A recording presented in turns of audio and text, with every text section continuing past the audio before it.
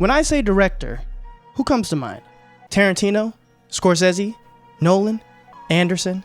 Lynch? Spielberg? Hitchcock? Kubrick? Coppola? But why did you think of no black directors? Hi, my name is Mathieu Alexander, an Auteur amateur guerrilla director. Now, yes, there are black directors: Jordan Peele, Ryan Coogler, Justin Simien, Ava DuVernay, Steve McQueen, Barry Jenkins, John Singleton, and of course, Spike Lee. But why aren't those the ones we know? When I say iconic musicians, who do you think of? Michael Jackson? Prince? Beyonce? Hell, we could look at a list of the top 10 artists with the most Grammy Awards, and 50% of that list is black. But if we look at the Oscars, less than 2% of all winners are black. And of that 2%, none of them crack the top 10 for highest Academy Award wins. So in pop culture, if we're so popular with music, is film just not for black people? Well, let's take a look at the history. And now, did you know that the very first assembly of photographs in sequential order to create a motion picture was a 2-second clip of a black man on a horse? Yes, it was. Yes, it was. Look it up. That man was a Bahamian jockey that went by the name of Alistair E. Haywood, and he is my great-great-grandfather. Great. There's another great-grandfather. That's why back at the Haywood Ranch, as the only black-owned horse trainers in Hollywood, we like to say since the moment pictures could move, we had skin in the game. In the year 1915, a film called Birth of a Nation was released, and it was a technical marvel. It was one of the earliest feature films using techniques like close-ups, cross-cutting, nighttime shooting, large-scale battle scenes, and blackface. Yeah, the movie portrays black Americans as corrupt politicians, and worst of all, threats to white women. And who are the protagonists of this film? None other than the Ku Klux Klan, of course. So black people, because we had to, wrote and directed all of their own films. Way before this was considered common, some of the trailblazers being, Oscar Micheaux. But I'm sure that's just a coincidence. Their films were premiered in empty buildings and abandoned warehouses because white-owned theaters did not want to offend any of their affiliates at the time. These films were often book adaptations written by white authors who were comfortable with their stories being portrayed by black actors because they believed that their stories transcended any racial barriers. So, while white people were perpetuating the stereotypes of black people being subservient, foolish, and dangerous, overall creating a crude mythology of our people, black people were making independent movies, guerrilla style, meaning black people were the first indie directors. So before it was cool to wear flannels and graphic tees, which I don't think existed at the time, they were blocked out of those spaces by white people. We even had to mix genres for films because the resources weren't available to make multiple. Which means, if you're keeping track, black people were the first indie movie makers and the first people to blend genres in American filmmaking. Were black people's landmarks in American filmmaking noticed or considered? Of course not, and cinema stride forward, with 1939 being the first peak of American cinema and America becoming known as the myth maker of the world. Because you see, those who ran the studios at the time were able to create a mythology that allowed them to run as far away as possible from their origins. They were able to create a glorified hubris of what America could be, an America that never has and never will exist, though most around the world still believe it did. One of those great myths, which I'm sure some may argue inadvertently was created, is black people's addiction for black trauma. What is black trauma, you may ask? Well, black trauma films are films that feature police brutality, poverty, mental abuse, physical abuse, and or any realities of systemic racism or the violent oppression of American descendants of African American slaves.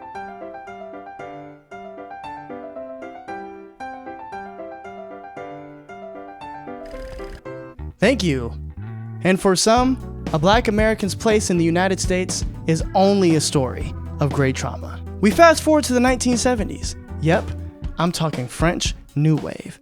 The New Wave believed that the director was the author of the film, influencing directors to develop their own distinct and personal styles, leading to the Auteur movement in Hollywood. Like, you know, this shot in all the Spike Lee's movies?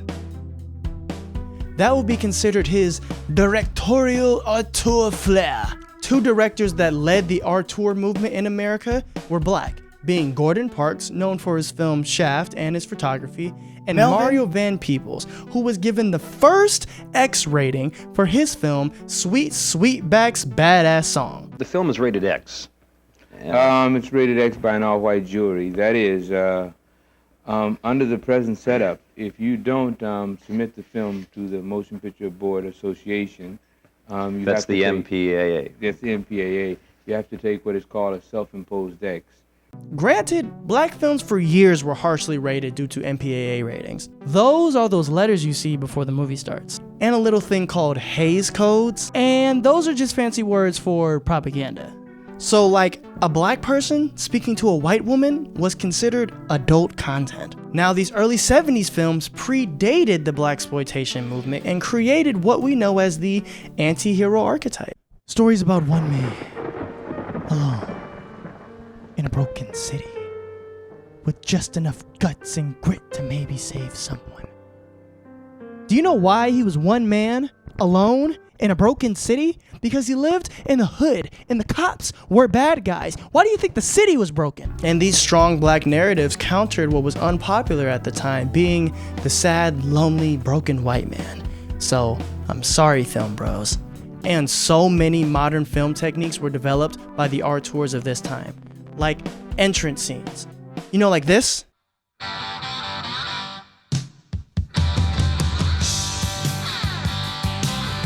Or this?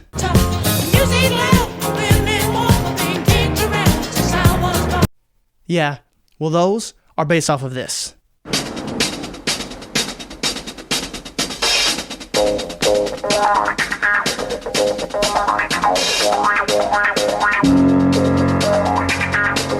And the reason we developed these techniques are because, well, we were happy to even be on camera, so we were gonna soak up every minute of it. And later on in the decade, white people co-opted those stories and created blaxploitation films for black audiences, which, as the name says, exploited black people. Black filmmakers did what they could to pivot. However, this co-opting of our stories for a broader audience created a black director's greatest adversary. Harry Belafonte says, "The adversaries of a black director are the black perception of self and the black perception as the world sees us." Meaning we, unfortunately, have a prejudice toward ourselves on how we should be portrayed in film. Mind you, this idea of ourselves was developed by the myth of white studio heads creating a fictionalized version of what the American dream should be, but y'all don't wanna hear me, you just wanna dance. Then we make our way into the 80s. Though we were growing with black movie stars like Eddie Murphy, Danny Glover, Whoopi Goldberg, and Pam Grier, they weren't movie makers. We crash into the 90s with directors like John Singleton and Spike Lee emerging, both of them earning Academy Award nominations, and John Singleton being the youngest director to ever be nominated? What did he lose for? He lost to Jonathan Demme for Signs of the Lambs, which is an exceptional movie. Then we creep into the 2000s with directors like Antoine Fuqua with hits like Shooter and Training Day. And of course, you cannot mention black cinema without giving the deserved flowers to pioneer and trailblazer Tyler Perry. Now, I understand that Tyler Perry's work profits and propagandizes black trauma, but that is what's understood universally to be the black experience. And when black directors do attempt to expand black stories, they miss the mark with black audiences. To be black in America is remembering what you think you are is not what other people see you to be. And as a black director, you have to respect the distance between those two perceptions. The American filmmaking landscape depicts American values and American ideals, but the black American experience is not the American experience. Our perspective is that of great oppression and trauma. So our films must depict that, right? Like for some reason, our stories of hope must always be against bigotry and racism. But why? Like here, The Breakfast Club, Same script, same plot, but with an all-black cast. Kinda hard to picture, huh? The story would just have to be reworked. Claire's mom would be a drug addict and Bender would be in a gang. But why? What makes a story like The Breakfast Club an inherently white story? Your answer?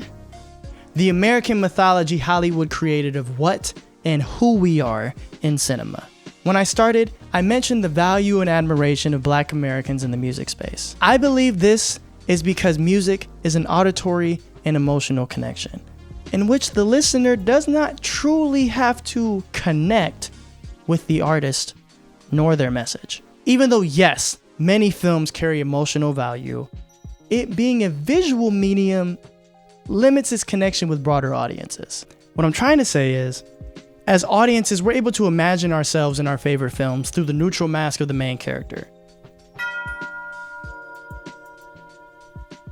But when you're listening to your favorite song in the shower, you can imagine you're on the 5th stop of your world tour, singing Niggas in Paris for the 11th time straight.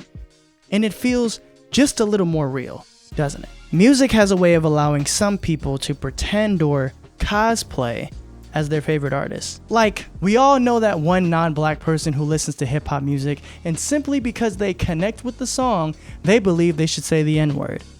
Throw on a movie like 12 Years a Slave around them. Suddenly, they don't feel as connected now, do they? And this is where we can find our answer for why there are no black directors. Even though we've been an integral part in the development and impact of film all along, when it comes to our depiction in the forefront of cinema, we're more accepted as niggas than people. And I believe both us and them are to blame.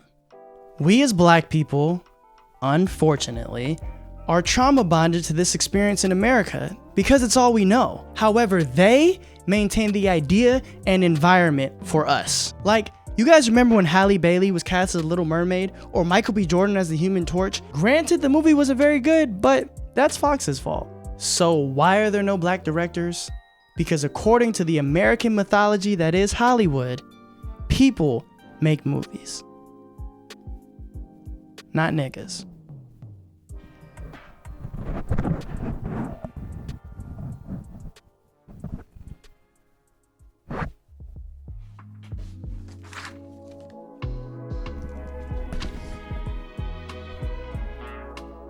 But Black American culture is American culture.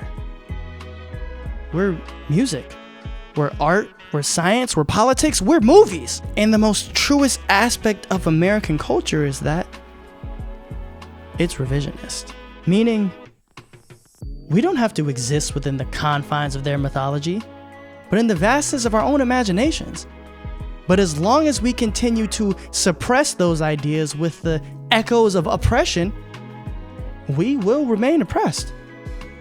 It's only when we depict ourselves as free will we truly start to believe it and accept our role as the Americans, and not the Black Americans, as the filmmakers and not the Black filmmakers. So our stories become the stories. So next time somebody asks you, why are there no black directors? Send them this video.